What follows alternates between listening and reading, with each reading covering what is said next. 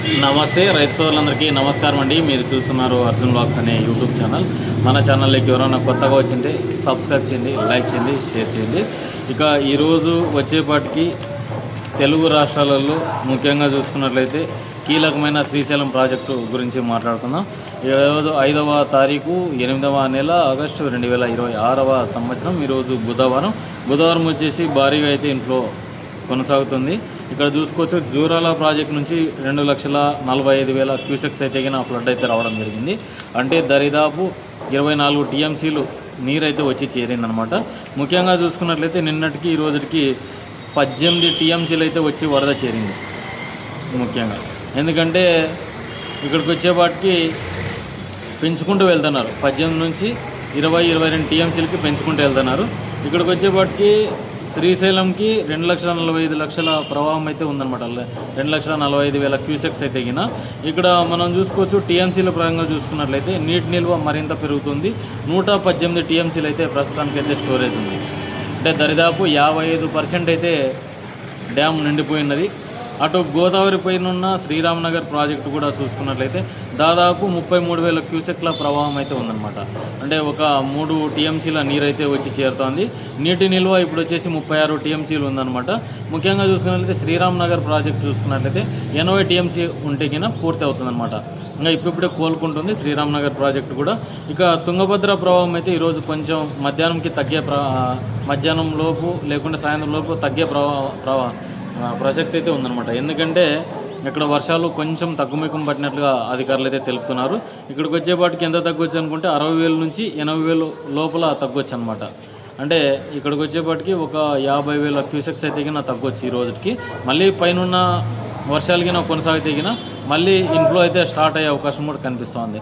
ఎందుకంటే ఇక్కడికి చూసుకున్నా కూడా సాయంత్రానికి ఒక 60-65 టీఎంసీలకు వచ్చినా కూడా అక్కడ ప్రవాహం స్టాప్ అయ్యి మళ్ళీ పెరిగే అవకాశం ఉంటుందన్నమాట.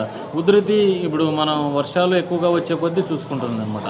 ఇక్కడ మనం చూసుకోవచ్చు శ్రీశైలం ఎగువనున్న ప్రాజెక్టు జూరాలకి సాంగ్నా నుంచి కూడా వర్షాలు అయితే మహాబలిపూర్ నుంచి వర్షాలు నమోదయ్యి ఇక్కడ ఫ్లడ్ కూడా ఒక 40-45,000 క్యూసెక్లు అయితే వచ్చి చేరుతుంది. మొత్తంగా చూసుకున్నట్లయితే శ్రీశైలం ఈరోజు 118 టీఎంసీలతో కలకలాడుతుంది.